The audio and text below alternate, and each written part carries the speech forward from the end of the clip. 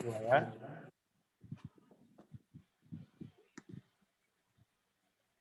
Si Satrio.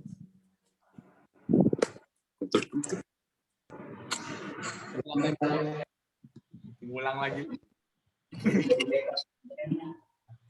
Bismillahirrahmanirrahim. Assalamualaikum Bentar, men. warahmatullahi wabarakatuh. Bentar, belum aku rekam. Pakai laptop aja lah rekam. Aku rekam juga nih. Laptop siapa? Stop lah. Aku juga cadangan, Wak. Oh ya, oke. Aku rekam juga. Oke. Bentar ya. Beri mulai. Oke, mulai. Belum.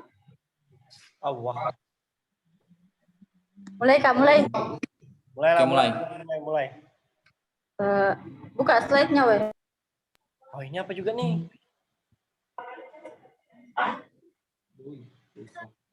Nggak fokus, Bang.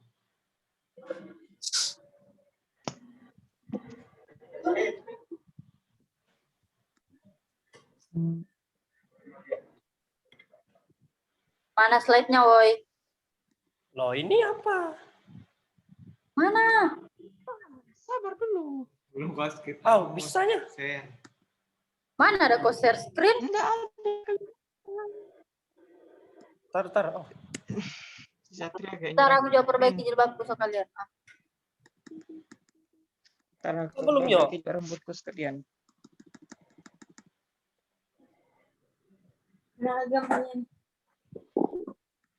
Hah? Presentasi. Nggak ada. Buat Kau di video. mana sih? Di mana? Kepo lu. Cek. Ada sudah. Ada sudah. Ada kan? Sabar.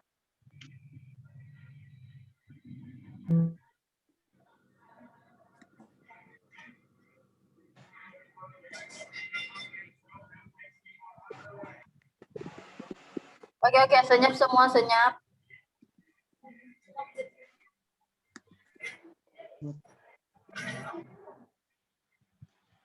Cantik sudah tuh. Kan cantik juga dosennya, jadi harus cantik-cantik. Betul.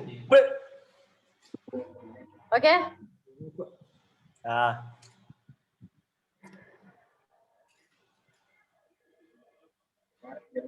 Sebelumnya,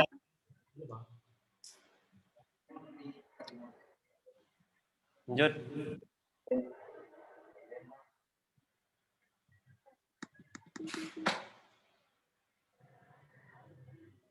oke ya. 1, 2, 3. Bismillahirrahmanirrahim. Assalamualaikum warahmatullahi wabarakatuh. Hamdan wa syukron lillah. Puji syukur kita panjatkan kepada Tuhan Yang Maha Esa karena kita masih diberikan kesehatan sampai saat ini untuk menjalankan aktivitas kita dan untuk menjalankan salah satu kewajiban kita dan tanggung jawab kita sebagai mahasiswa, yaitu memenuhi tugas yang diberikan dari dosen. Jadi salawat serta salam tak lupa pula kita kirimkan kepada baginda Muhammad SAW, Nabi yang menjadi suri tauladan kita, Nabi yang membawa kita dari zaman kegelapan menuju zaman yang terang benderang seperti yang kita rasakan sekarang ini. Yang pertama saya ucapkan terima kasih pada kesempatan kali ini saya menjadi moderator pada presentasi mata kuliah Pendidikan Kewarganegaraan dengan judul Konstitusi. Adapun anggota kelompok dari kelompok kami yaitu kelompok 3, yang pertama ada Nizam Syah, Satrio Purnomo, Aisyah Nur Afni, Muhammad Aidil Rizky, Rizwan, Ishak Edison Nanda Nicholas, dan yang terakhir ada Anca Kurniawan. Baiklah, untuk mempersingkat waktu, langsung saja kita masuk kepada pokok-pokok pembahasan atau apa-apa saja yang akan kita bahas pada presentasi kali ini. Jadi pada materi konstitusi kita akan membahas mengenai pengertian konstitusi itu sendiri. Yang kedua ada fungsi konstitusi, yang ketiga ada pentingnya konstitusi dan dalam kehidupan berbangsa dan bernegara. Yang keempat ada sumber historis, sosiologis, dan politik tentang konstitusi dalam kehidupan berbangsa dan bernegara. Yang kelima ada dinamika dan tantangan konstitusi dalam kehidupan berbangsa dan bernegara di Indonesia. Dan yang terakhir itu ada esensi dan urgensi konstitusi dalam kehidupan berbangsa dan bernegara. Baiklah, masuk pada bagian yang pertama yaitu pengertian dari konstitusi. Jadi dari segi bahasa, asal katanya yaitu dari segi bahasa atau secara etimologis, konstitusi dikenal dalam beberapa bahasa. Dari bahasa Prancis itu dikenal dengan istilah constituer. Bahasa Latin menggunakan istilah constituo. Bahasa Inggris digunakan istilah constitution. Dalam bahasa Belanda menggunakan istilah konstitusi. Dan dalam bahasa Jerman dikenal dengan istilah Verfassung. Sedangkan dalam bahasa Arab digunakan istilah Masirutia. Jadi dari beberapa pandangan tokoh mengenai pengertian konstitusi dapat saya simpulkan bahwa konstitusi adalah seperangkat aturan atau hukum yang berisi ketentuan tentang bagaimana pemerintah diatur dan dijalankan. Oleh karena aturan atau hukum yang terdapat dalam konstitusi itu mengatur hal-hal yang amat mendasar dari suatu negara, maka konstitusi dikatakan pula sebagai hukum dasar yang dijadikan pegangan dalam penyelenggaraan suatu negara. Baik, untuk pemaparan pengertian konstitusi itu saja. Kemudian saya lemparkan kepada Saudara Satrio Purnomo untuk melanjutkan pemaparan materi selanjutnya. Kepada Saudara Satrio, saya persilahkan. Terima kasih moderator. Baiklah selanjutnya yaitu fungsi konstitusi. Yang pertama ada landasan konstitusionalisme, membatasi atau mengendalikan kekuasaan pemerintah. Yang ketiga, memberi suatu rangka dasar hukum bagi perubahan masyarakat yang dicita-citakan tahap berikutnya. Kemudian, dijadikan landasan penyelenggaraan negara menurut suatu sistem ketatanegaraan tertentu yang dijunjung tinggi oleh semua warga negaranya. Dan yang terakhir, menjamin hak-hak asasi warga negara. Pentingnya konstitusi dalam kehidupan berbangsa dan bernegara, yaitu hal-hal yang dimuat dalam konstitusi atau undang-undang dasar. Yang pertama ada organisasi negara, kedua hak-hak asasi manusia, ketiga prosedur mengubah undang-undang dasar, keempat larangan untuk mengubah sifat tertentu dari undang-undang dasar, dan yang kelima cita-cita rakyat dan ideologi negara.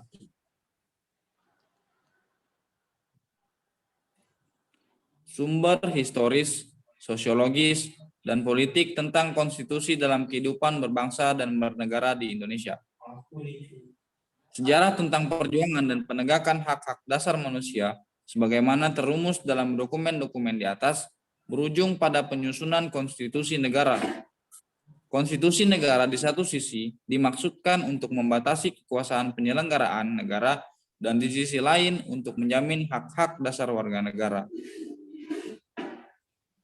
Terima kasih moderator. Saya kembalikan.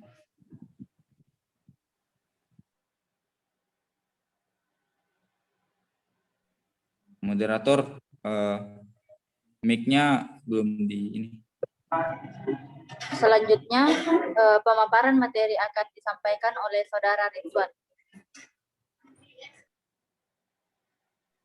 Baik, sebelumnya saya ucapkan terima kasih kepada moderator yang telah memberikan saya kesempatan untuk mempresentasikan materi kali ini, yang mana dinamika dan tantangan konstitusi dalam kehidupan berbangsa negara Indonesia. Konstitusi Undang-Undang NRI 1945 masa kemerdekaan. Masa berlakunya 18 Agustus 1945 sampai dengan Agustus 1950 dengan catatan mulai 27 Desember 1949 sampai dengan 17 Agustus hanya berlaku di wilayah RI Proklamasi. Konstitusi RIS 1949 27 Desember 1949 sampai dengan 17 Agustus 1950. Undang-Undang Dasar Sementara 1950 masa berlakunya pada tanggal 17 Agustus 1950 sampai dengan 5 Juli 1959. Undang-Undang RI 1945 masa Orde Lama. Masa berlakunya pada tanggal 15 Juli 1959 sampai dengan 1965. Undang-Undang RI 1945 masa Orde Baru. Masa berlakunya pada 1966 sampai dengan 1998. Lanjut. Esensi dan urgensi konstitusi dalam kehidupan berbangsa bernegara. Perubahan Undang-Undang Dasar NRI 1945 yang pada mulanya merupakan tuntutan reformasi dalam perjalanannya telah menjadi kebutuhan seluruh komponen bangsa. Jadi, tidak heran jika dalam proses perubahan Undang-Undang NRI 1945 seluruh komponen bangsa berpartisipasi secara aktif. Dalam 4 kali masa sidang MPR, Undang-Undang Dasar NRI 1945 mengalami perubahan sebagai berikut.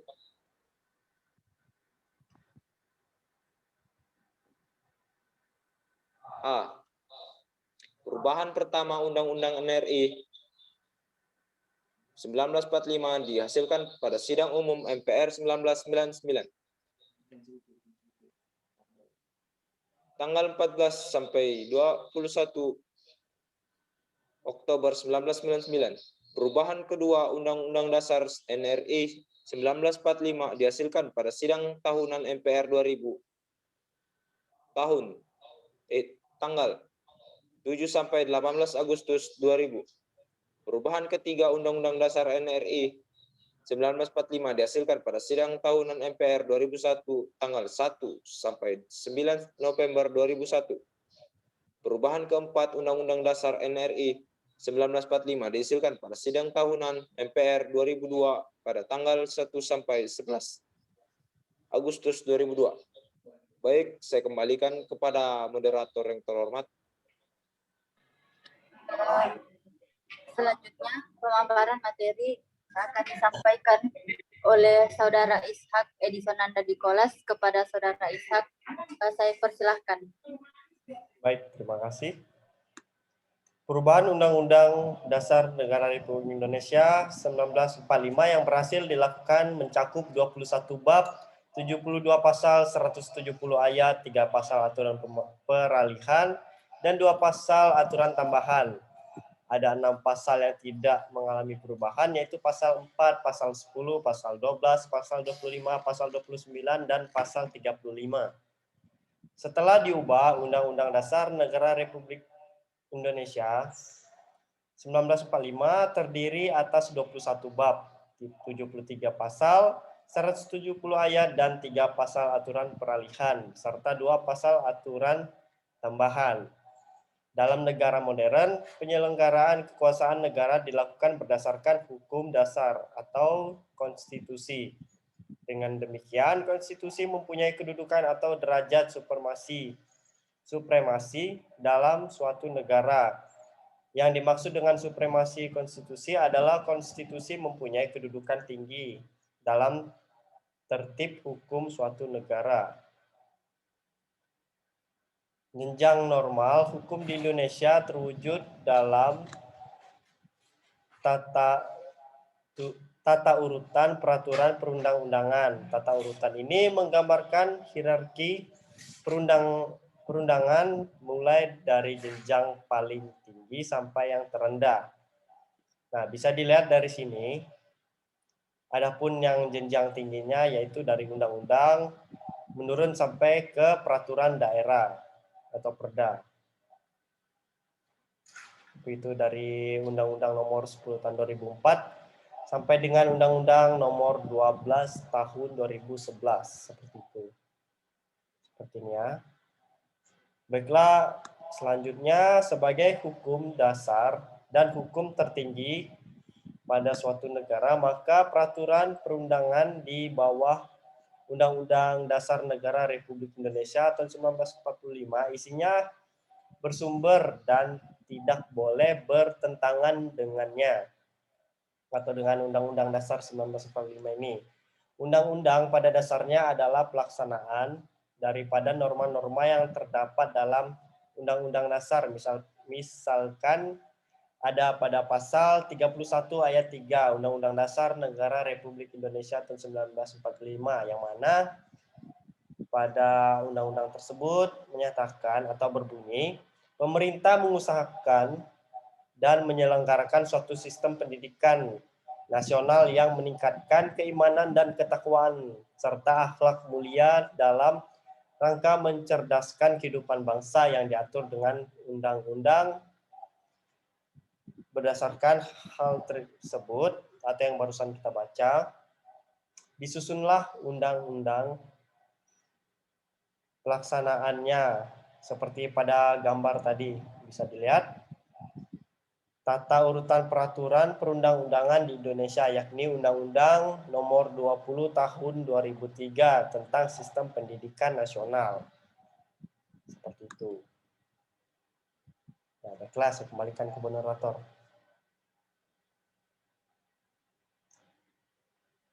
Ya, moderator. Oke. Selanjutnya akan disampaikan oleh Saudara Muhammad Aidil Rizki kepada Saudara Aidil Rizki. Saya persilahkan. Baiklah, terima kasih atas kesempatan yang diberikan oleh moderator kepada saya. Di sini saya akan langsung melanjutkan penjelasan dari saudara kita Ishak. Jadi, dalam sistem hukum di Indonesia, lembaga negara yang berwenang menguji konstitusionalitas undang-undang terhadap UUD NRI 1945 adalah Mahkamah Konstitusi. Pengujian konstitusionalitas undang-undang adalah pengujian mengenai nilai konstitusionalitas undang-undang itu, baik dari segi formal ataupun material terhadap UUD. Uji material menyangkut pengujian UU yang berkenaan dengan materi muatan dalam ayat, pasal, dan atau bagian UU yang dianggap bertentangan dengan UUD NRI 1945. Lanjut.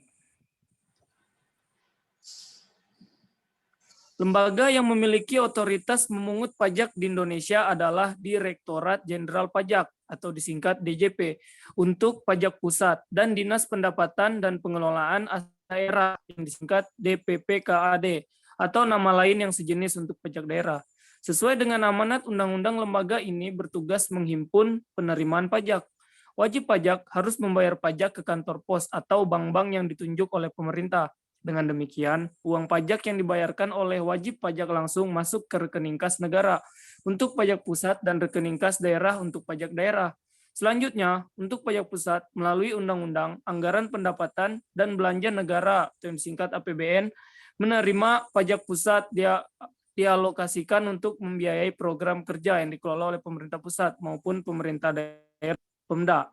Sedangkan untuk pajak daerah melalui pembahasan APBD yang dilakukan oleh Pemda dan DPRD, penerimaan pajak daerah dialokasikan untuk membiayai program kerja pemerintah daerah. Baik, saya kembalikan ke moderator. Selanjutnya, pemaparan materi akan disampaikan oleh Saudara Nizam Syah kepada Saudara. Saya persilahkan.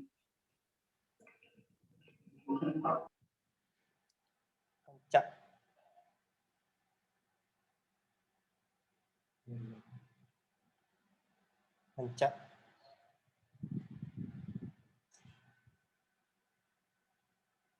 Selanjutnya kepada Saudara Anca Kurniawan, saya persilahkan.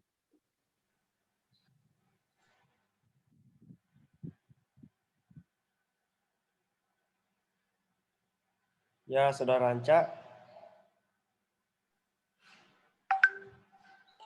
Oke, terima kasih kepada moderator. Maaf sebelumnya. Baiklah, saya akan melanjutkan materi dari Saudara Muhammad Edil Rizki, di mana peningkatan peran terhadap pendapatan negara merupakan sinyal positif karena berarti anggaran negara menjadi tidak tergantung atau less dependent terhadap PNBP yang salah satunya adalah penerimaan sumber daya alam. Artinya, pendapatan negara tidak rentan terhadap gejolak harga komoditas sumber daya alam. Pendapatan negara yang mendominasi penerimaan perpajakan berarti pula bahwa aktivitas ekonomi berjalan dengan baik. Anggaran belanja pemerintah pusat selanjutnya dialokasikan untuk pos-pos pengeluaran yang terbesar di seluruh kementerian atau lembaga negara, termasuk untuk membayar bunga dan pokok pinjaman luar negeri, serta membiayai subsidi bahan bakar minyak, listrik, dan pangan, serta membangun dan merawat fasilitas publik. Lanjut. Pemerintah sampai saat ini masih memberikan subsidi untuk sektor-sektor tertentu yang sangat mempengaruhi hajat hidup orang banyak, mulai dari subsidi bahan bakar minyak atau biasa disingkat dengan BBM, subsidi listrik, subsidi pupuk, bantuan langsung sementara masyarakat atau biasa disingkat dengan BLSM atau sejenisnya, pengadaan beras miskin atau disingkat Raskin, jaminan kesehatan masyarakat atau disingkat Jamkesmas, tetapi sekarang sudah berganti menjadi BPJS. Pembangunan sarana untuk seperti jalan, jembatan, sekolah, rumah sakit, atau puskesmas, dan pembiayaan lainnya dalam rangka meningkatkan kesejahteraan bagi seluruh lapisan masyarakat. Terima kasih, saya kembalikan ke moderator. Selanjutnya akan dilanjutkan oleh Saudara Nizam Syah. Kepada Saudara Nizam, saya persilahkan. Oke, terima kasih pada memberikan kesempatan kepada saya. Di sini saya akan melanjutkan pemaparan dari Saudara Ranca. Dalam kehidupan berbangsa dan bernegara, warga negara yang mampu tetapi tidak berkontribusi dalam pembangunan melalui pembayaran pajak dan hanya mau ikut menikmati hasil pembangunan dikenal dengan sebutan pendompleng pembangunan atau free rider. Jadi, sebagai warga negara yang baik, kita harus menjaga keseimbangan antara pelaksanaan kewajiban dan penuntutan hak kepada negara. Mungkin sekian dan terima kasih. Saya kembalikan ke moderator.